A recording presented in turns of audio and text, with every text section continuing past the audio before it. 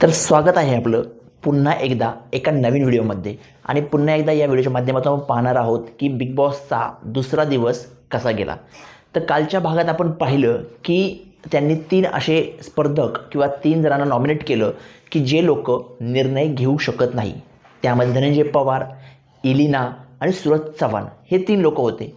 मग आता यांचं पुढं काय झालं ते आज पाहणार आहोत आपण आजच्या भागात आणि या व्हिडिओच्या माध्यमातून की आज दुसऱ्या दिवसात बिग बॉसच्या घरामध्ये नेमकं काय घडलं. तर जे बिग बॉसच्या झाली सुरुवात ती हे नॉमिनेट झाले. मग आता काय दुसऱ्या दिवशी सकाळी बिग बॉसनी सर्वांना एकत्र बोलवलं, एकत्र लिव्हिंग रूममध्ये यायला सांगितलं. तर तेव्हा सगळेजण यायला लागले, एक एक जण सगळे येत होते. परंतु वर्षाताई मात्र तर त्या नुकतेच आंघोळ करून आल्यामुळं त्या त्यांच्या मेकअप करत बसले आणि जोपर्यंत सर्व येत नाही तोपर्यंत बिग बॉस पुढचं काही सांगणार नव्हते. पुढचं त्यांना खाद्यपदार्थ कसे मिळतील किंवा काय हे सांगणार नव्हते. त्यामुळे घरचे सर्व सदस्य एक एक करून त्यांना बोलवायला जाऊ लागले. परंतु वर्षाताई मात्र कोणाचाही ऐकत नव्हत्या आणि त्या फक्त मला हेच म्हणत होत्या की मी आले मला मेकअप करू द्या, तुम्ही सगळे मेकअप करून आलात, मी आत्ताच आंघोळ करून आलेले आहेत असं म्हणून पुन्हा एकदा निकी तांबोळी आणि वर्षाताई यांच्यामध्ये सुद्धा बाचाबाची झालेली आपल्याला पाहायला मिळाली. आणि फायनली मग सगळेजण एक एक करून गेल्यानंतर मात्र वर्षाताईने त्यांचं सर्व झाल्यानंतरच त्या तिथे येऊन बसल्या.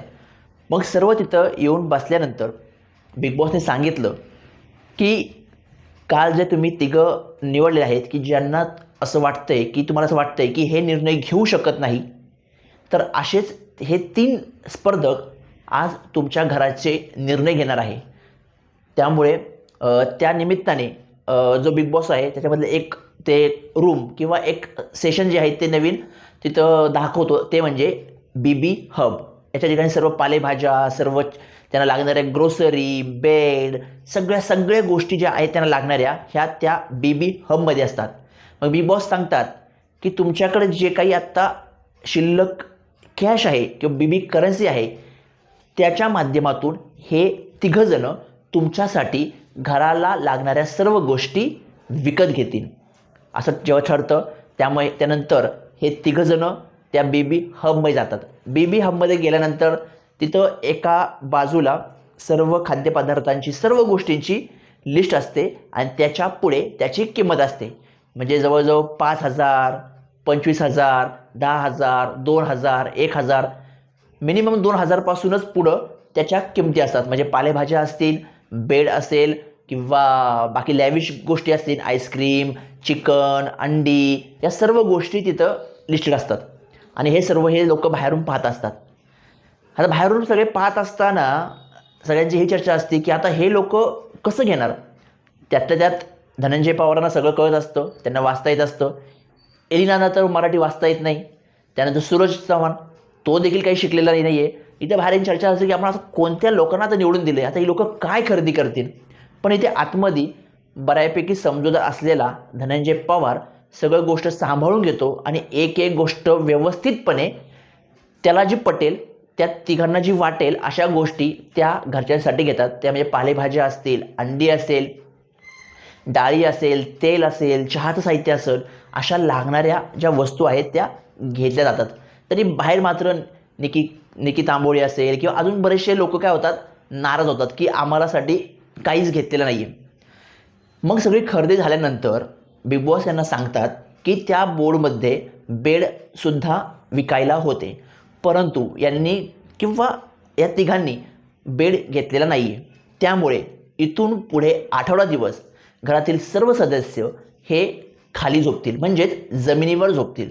कोणीही बेडवर बसू शकत नाही किंवा कोणत्याही सोफ्यावर बसू शकत नाही. मग तेव्हा जान्हवी प्रश्न करते की मी तर ते एक बेड जिंकलेलं आहे किंवा येतानाच मला ते मी चॉईस घेतलेली आहे. तेव्हा बिग बॉस सांगतात की तुम्ही सोडून बाकी सर्वजण हे खाली झोपतील, तुम्हाला जो बेड मिळाला आहे हा तुम्हाला राहील. मग अशा पद्धतीने फायनली सगळेजण खाली झोपण्यासाठी खाली सगळ्यांना झोपावं लागतं. हे सगळं खूपच सगळ्यांना असं इरिटेट होतं की अरे आता खाली झोपायचं, पण जाऊ दे आता आपल्याला खायला तरी मिळालं आहेच आहे. मग अशा रीतीने त्या दिवशी स्टोरूममध्ये सर्वांना जे काही विकत घेतलेलं आहे ते सर्व खायला मिळतं.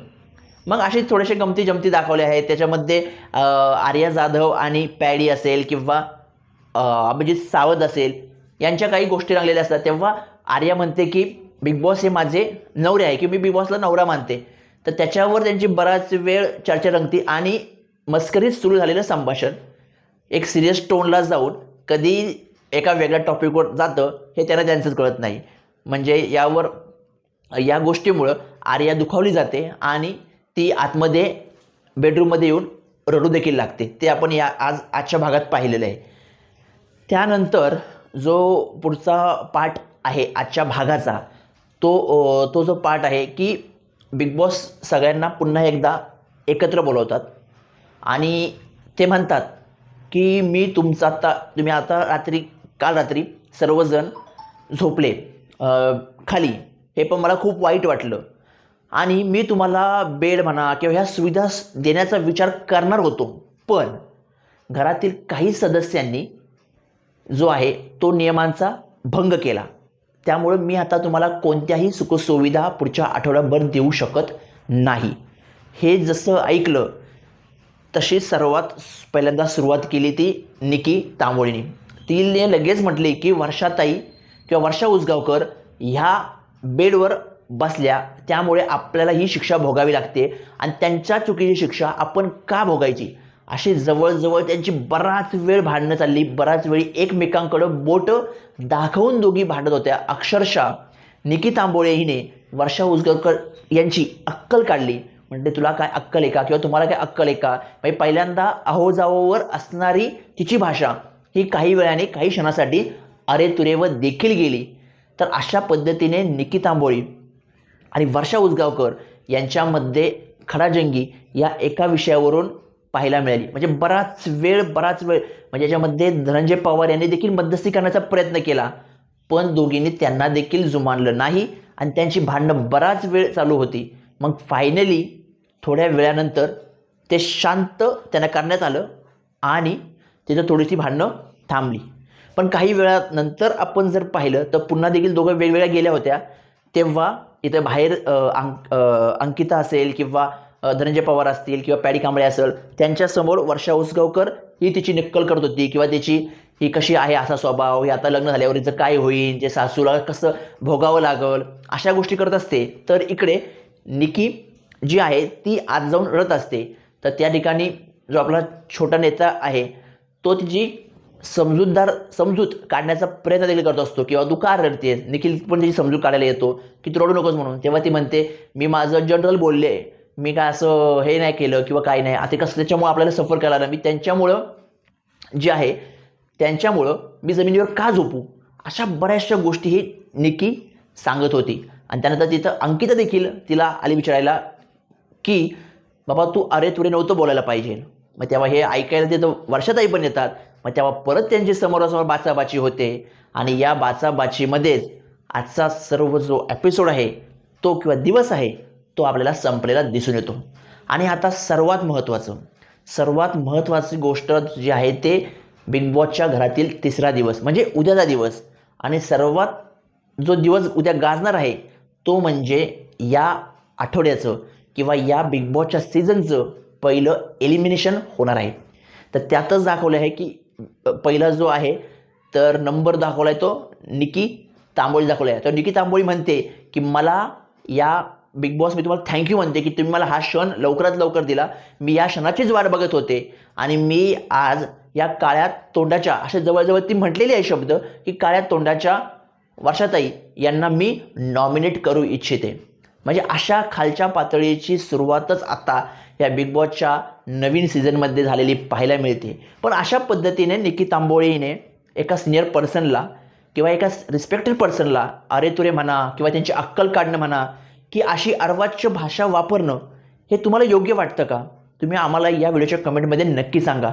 आणि तुम्हाला आजचा एपिसोड कसा वाटला हे देखील तुम्ही आम्हाला या व्हिडिओच्या कमेंट बॉक्समध्ये नक्की सांगू शकता. तर भेटूया पुढच्या व्हिडिओमध्ये.